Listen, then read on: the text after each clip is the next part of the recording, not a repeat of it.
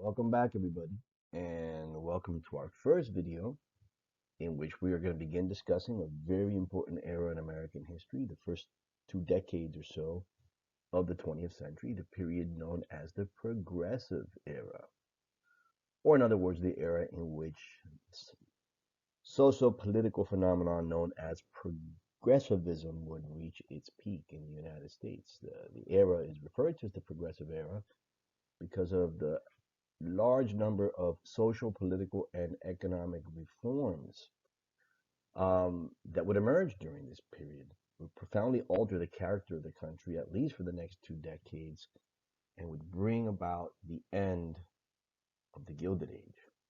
So, what exactly was progressivism? Progressivism, we could define it as an early 20th century reform movement aimed at addressing the worst aspects of the Gilded Age, namely poverty, urban decay, crime, disease, government corruption, and most of all, gross inequality.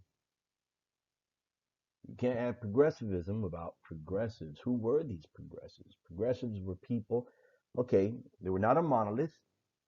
Progressivism was one of these funny things. Um, Everybody thought it was great to be progressive. Everybody wanted to be progressive, be regarded as progressive, because, of course, who wants to not be known for progress? However, not everybody agreed on how to get there, nor what it should look like at the end. So the first thing we should address is progressivism was not a monolith. You had a number of groups, sometimes working apart, sometimes working together, sometimes overlapping, sometimes not. They all shared the common idea that they were working towards progress. They all envisioned themselves as progressives. They all believed that what this country needed coming out of the Gilded Age was a real effort to move forward into the new century, into the modern era. Therefore, progress. Who were these progressives? Despite the fact that they did not always agree with one another, progressives were people that believed in progress. And they also believed that both society and the individual could be improved. Nothing was set in stone. If anything, they were enthusiastic believers in that anything was possible, a better world is possible, and the world as we know it can be changed if people had the will to do so. They rejected market explanations, the competitive market forces, or the Gilded Age popular social Darwinist notions of survival of the fittest as sufficient engines of social progress. In other words, the market is insufficient. Notions of biological superiority insufficient. Instead, they favored direct and often government intervention. If anything the progressives had in common, the majority of them saw government, good government, as a positive force in society, as a force that could bring about many of these changes that many of these progressives were asking for. Progressives believed that social ills such as poverty, illness, violence, greed, racism, and class conflict were ultimately all caused by one's environment and could be eradicated through altering that environment, through education, through greater attention to public health and safety, decent housing, safe and efficient workplaces, and honest government. Looking at the country in the last quarter century during the Gilded Age are some things that, well, let's just refresh our memories. The country after the Civil War went through some pretty extreme changes, very rapid changes. We shifted from a rural society to an increasingly urban one. We shifted from a primarily agricultural society to a industrial one. Our population doubled.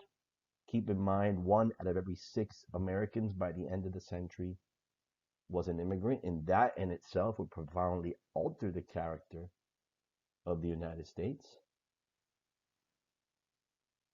Between 1860 and 1900, the United States factory output soared from $1.9 billion to $13 billion. That's how we measured the size of the economy at the time.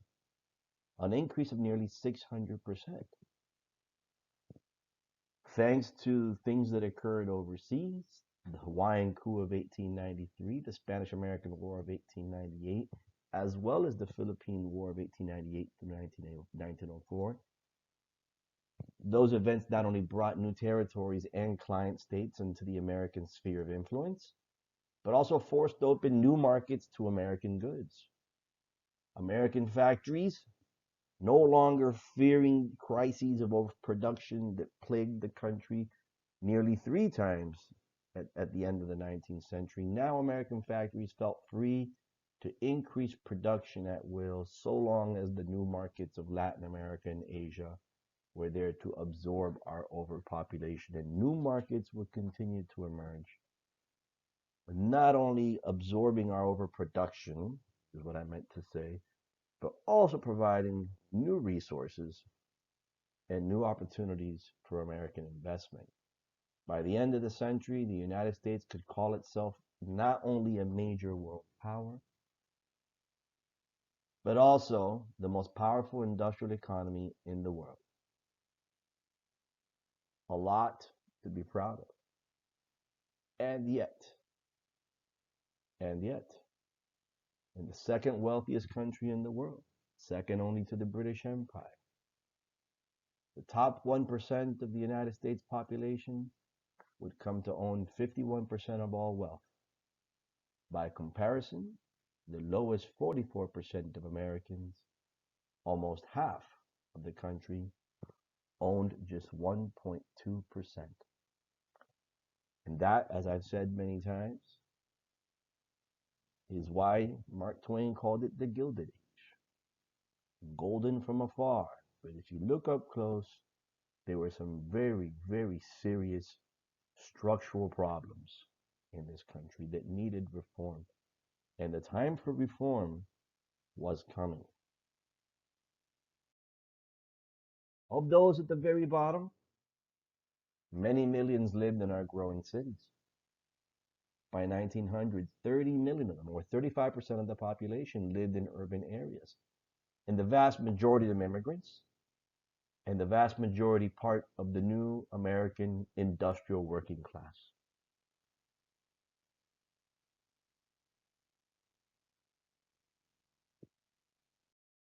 The majority of Americans, of the urban working class, earned little more than $1 a day, poverty wages. In fact, most Americans, working Americans, lived beneath the poverty level, little more than $1 a day. Tenement housing was unsafe and unsanitary. Crime, homelessness, drug abuse, and alcoholism were common. Lack of safe drinking water and adequate waste disposal made outbreaks of smallpox, typhoid, malaria, typhus, yellow fever, cholera, and tuberculosis also common in our cities. And this was the reality that gave birth to the progressive era. Something happened at the turn of the century, maybe the turn of the century itself, that the door opened. And those that were unwilling to bend, those that were unwilling to change, all of a sudden are. And the door will open and changes will occur.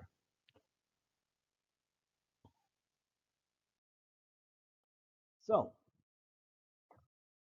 let's get to the main question, the question that we'll find in our syllabus.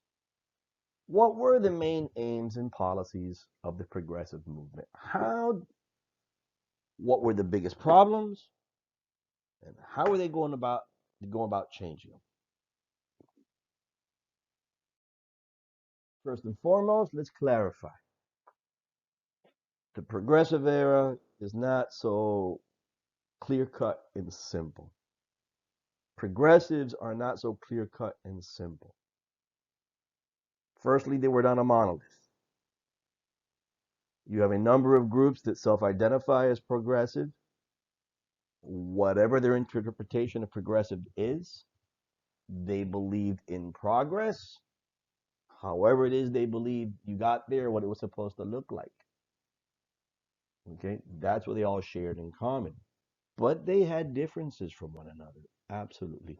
So we could break down the progressive movement into five major tendencies, sometimes overlapping. Number one, those that emphasize the need to look out for society's welfare, the social welfare advocates. Long story short, improve the environment and you improve the individual. Improve the individual and the environment will improve. Then there were those that had a more individualistic look at this. Moral improvement, moral fitness, that it was possible to change the individual as well. And perhaps that was the way to go about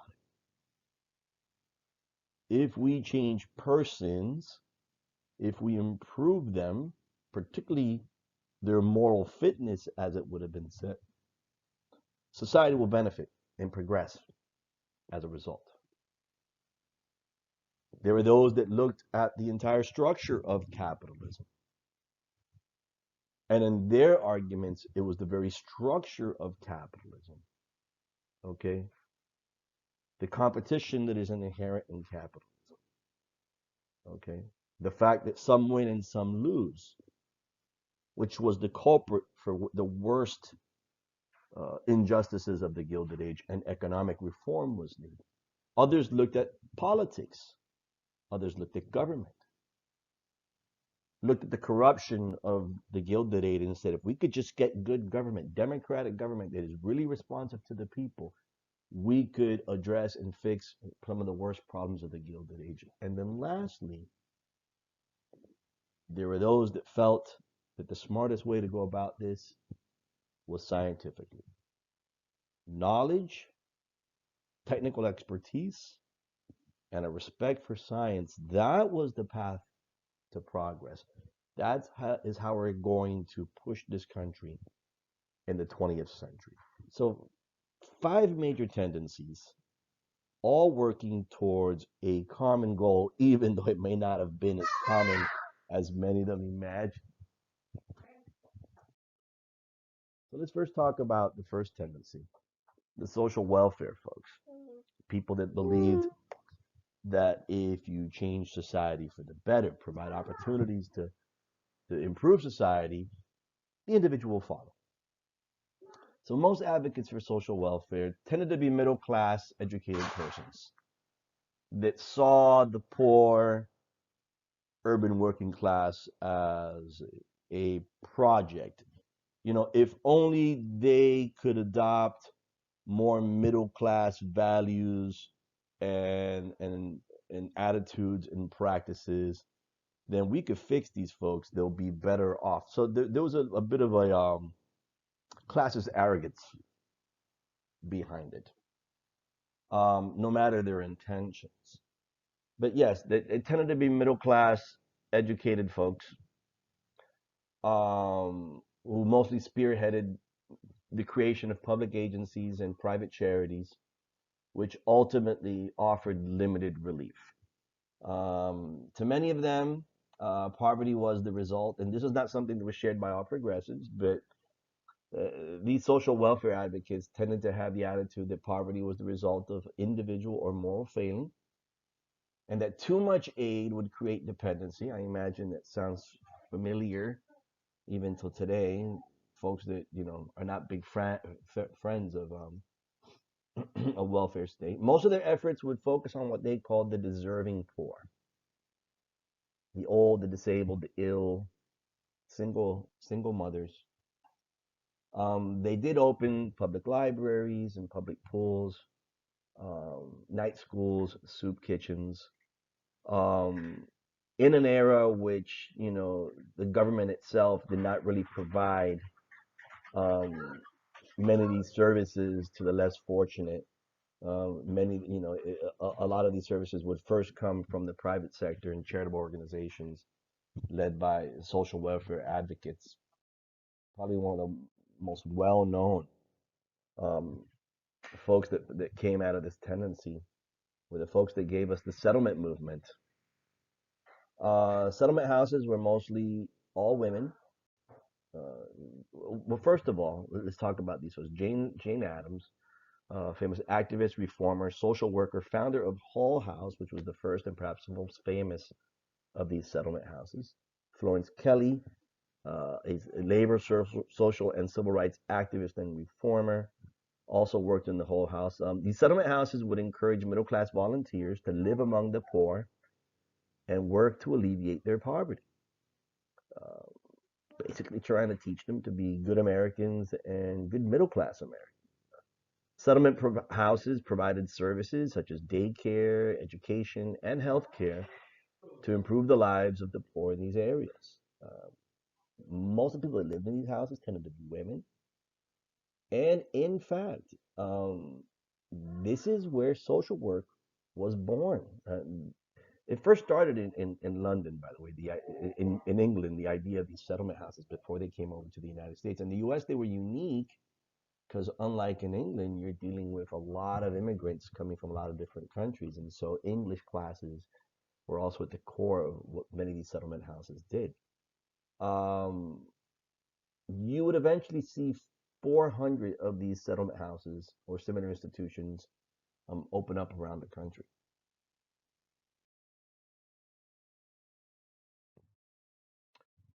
There's another group that's also tied to the social welfare movement, although the motive might have been different. Whereas the folks we just described might have been motivated by wanting to spread and encourage and promote middle class values among the poor. Another movement that's also within that movement, the social gospel, were motivated by their faith or a very common interpretation of Christianity in practice that existed in the late 19th and early 20th century. The social gospel movement was a late 19th, early 20th century religious movement.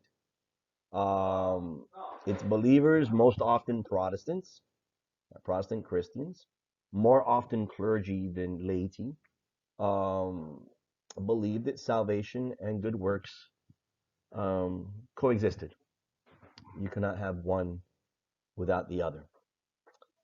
Theologically, they tended to be liberal. They were not of the conservative church. They were post-millennial, which was a very late 19th century thing. They believed that the second coming would not happen until humankind rid itself of social evils by human effort. In other words, create the kingdom of God on earth before the second coming. This is something that you hear from Jehovah's Witnesses as well. They argued that people must emulate the life of Jesus Christ. That is how you express your faith and truly work towards salvation. Hence, moved by human suffering of the Gilded Age, they called on fellow Christians to side with the working class and poor immigrants and work towards a world in which poverty, inequality, and greed have been purged. From this movement, from this tendency, we get groups like the Salvation Army, for example, that, yes, had a religious mission, but also put a lot of emphasis and work into tending to the needs of the poorest of the poor. The YMCA, which stands for the Young Men's Christian Association, also did very similar work. First and foremost, their mission was proselytizing, but there was a social mission behind that as well. And social gospel would be a pretty predominant, how could I say it, pretty predominant Christian school of thought in American Christianity up until about World War II. Up until about World War II, even within Protestant Christianity.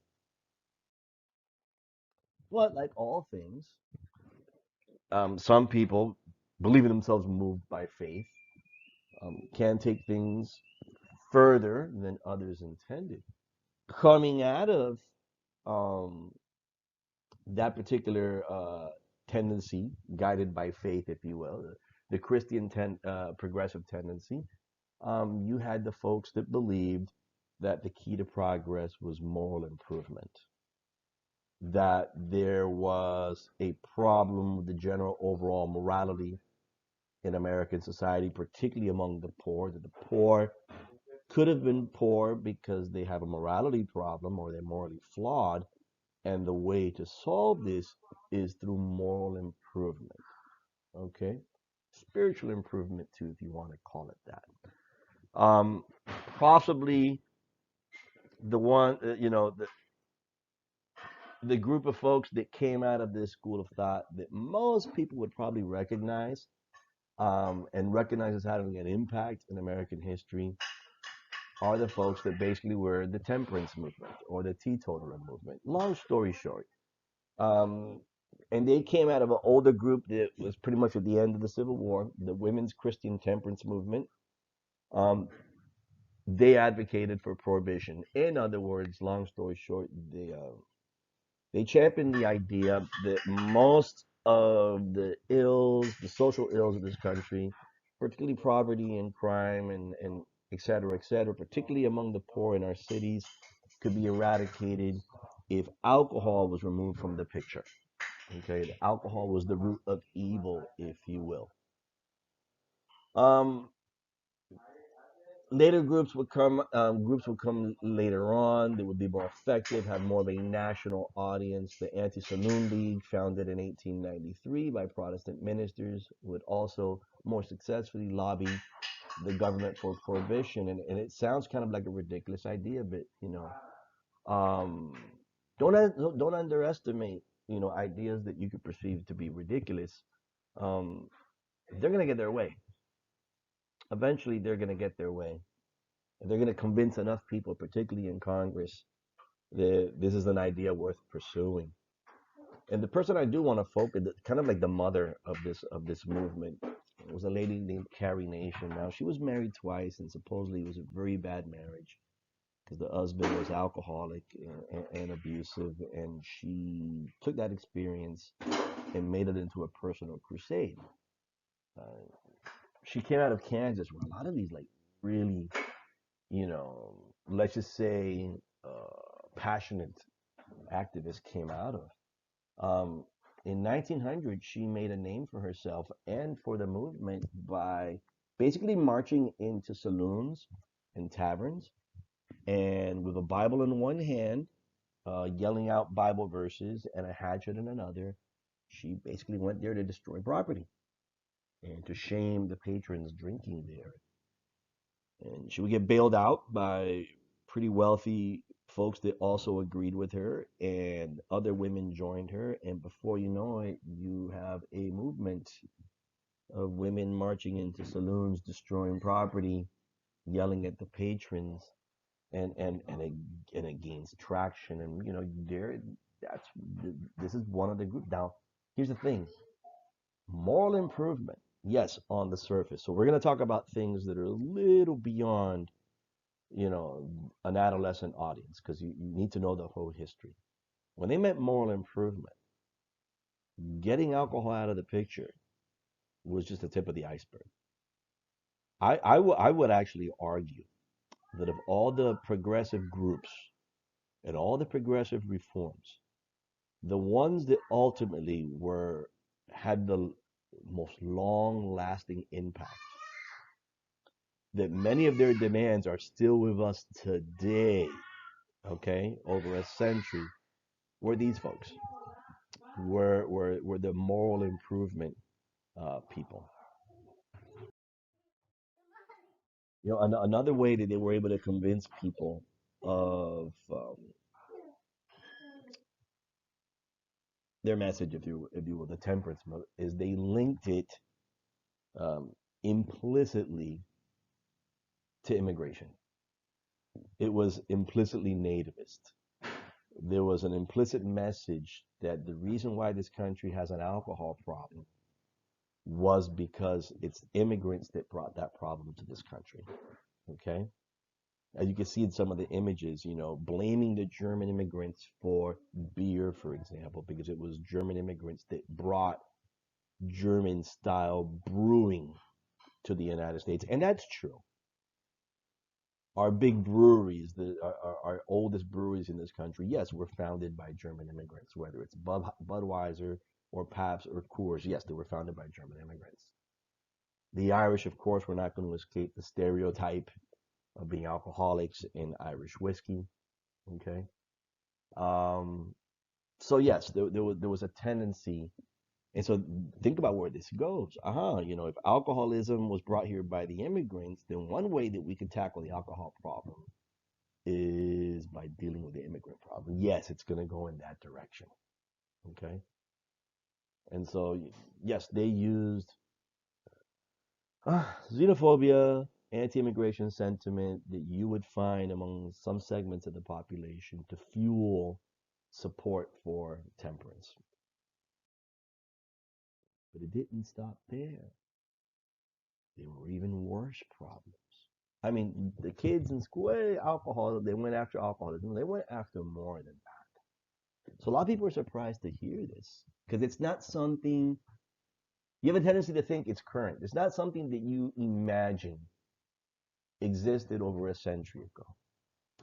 But yes, this country struggled with an opium crisis. It struggled with an opium crisis since the end of the Civil War up until about the turn of the century and into the 1920s. Okay.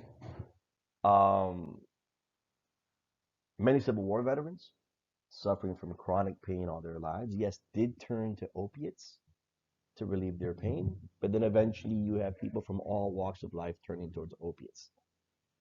And the group that was blamed for trafficking in this and getting Americans hooked into it would be the Chinese.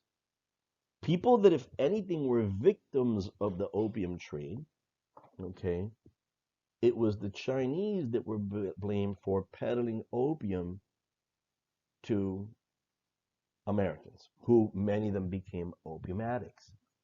We had almost 500,000 opium addicts in this country between the 1870s and the 1920s. It starts with Civil War veterans, but eventually it boils over. And yes, the reputation was Chinatowns tended to have opium dens. This is where they would sell opium. There's a couple of things here.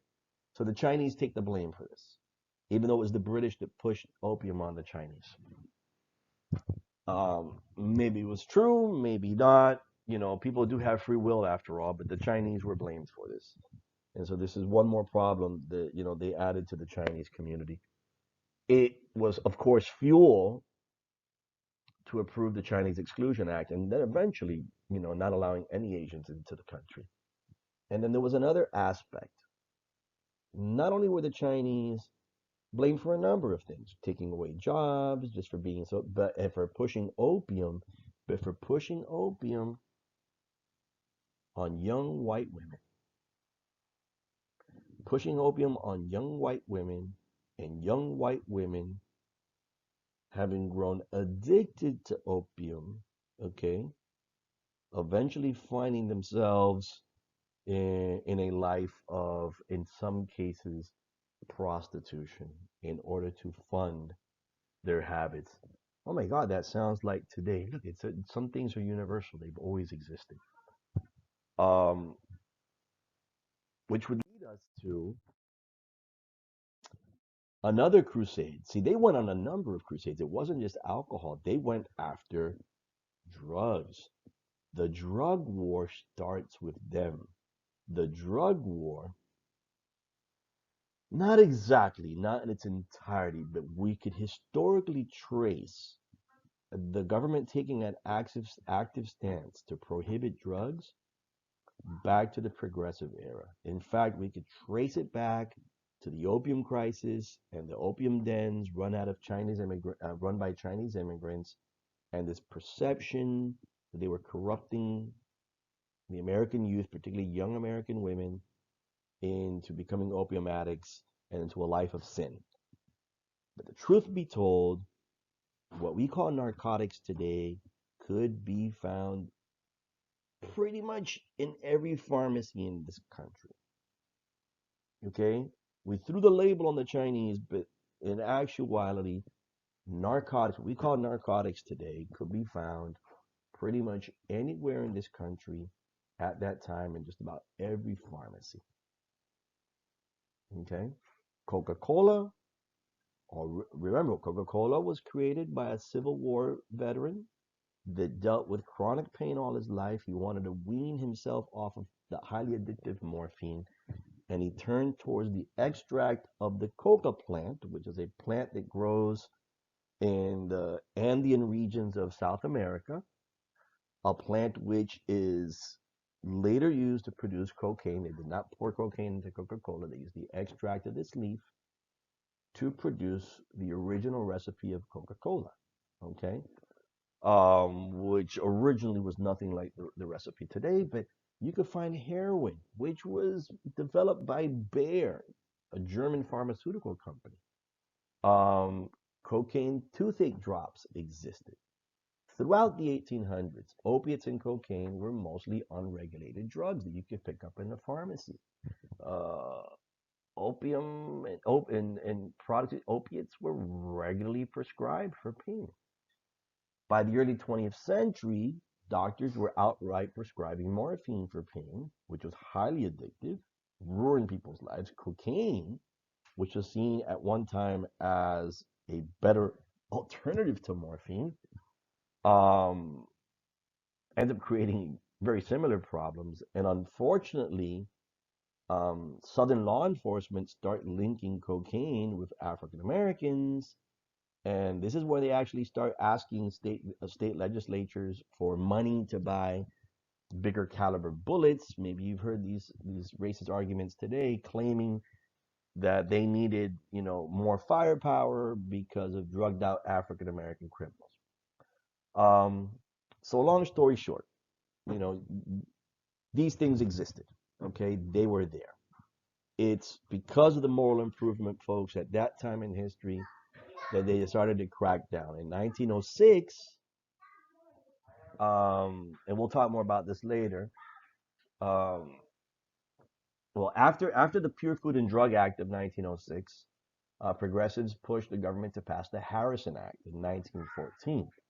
And the Harrison Act essentially restricted and taxed the production, importation, and distribution of opiates and coca products. The 1906 Pure Food and Drug Act mandated you had to list what is in your product, particularly if it's of a narcotic character. And then in 1914, the restrictions and taxations began, made it harder to produce these things. And they would eventually start disappearing from the market. And a lot of that disappearance has to do with the development of aspirin, which today is even considered a wonder drug, a pain reliever with no addictive properties. And this is how doctors little by little began to wean people off of opiates. So back to this question about what the opium in the opium dens in Chinatown would eventually lead to. And it's not just, eventually all immigrants are, oh my God, young white women are being lured through drug addiction into a world of prostitution, a world of prostitution that's being run by immigrants. So poor young women are being exploited. And of course, the trigger term, the dog whistle term, to freak everybody out and to get, to freak white society out and get white society to demand a white government to do something about it, was to call it white slave traffic. And there's an allusion to the traffic in white slaves of the Barbary pirates, and which existed for many years. Oh my God, it's not just slavery.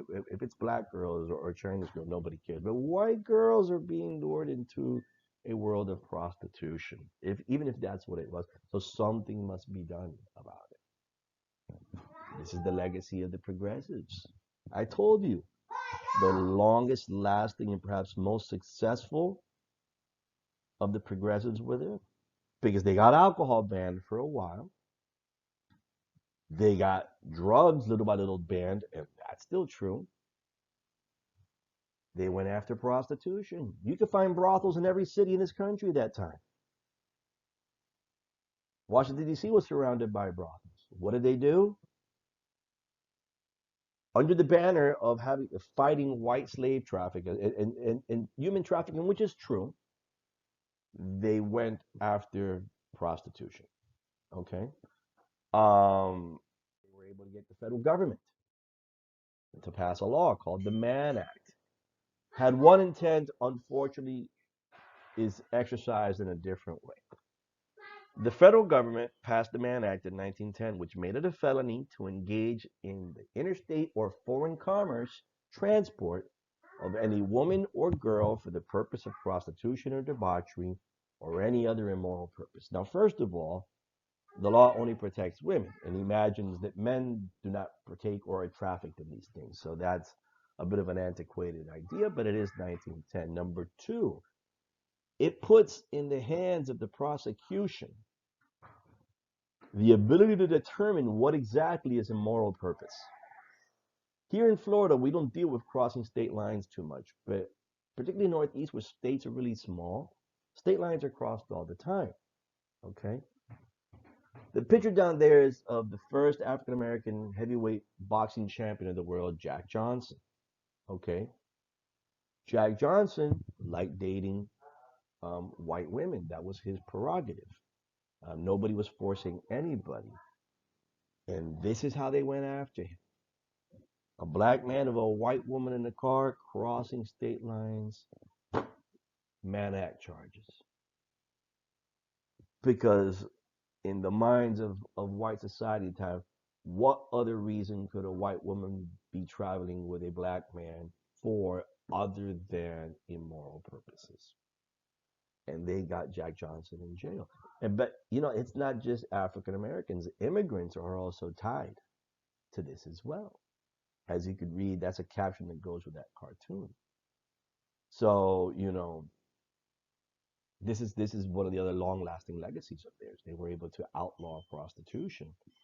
Um, Federally through the Mann Act, but at state and local levels, they were able to pass laws throughout the country that banned the practice of prostitution altogether, which on one level seems great.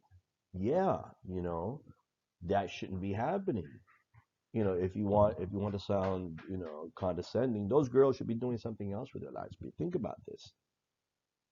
Fact is, for particularly poor single mothers at the time with no education and no employment prospects and no family to fall back on, unfortunately, this is an unfortunate, uncomfortable truth. That was one way to feed your children. Now, when it was legal, okay, and somebody attempted to do you harm or rip you off, you could call the cops. You could go to the courts because what you were doing was legal. Once they make you illegal, once they make what you do illegal, guess what you can't do anymore? You can't go to the cops. You can't go to the courts. And then you're forced to look for protection elsewhere in the arms of criminals.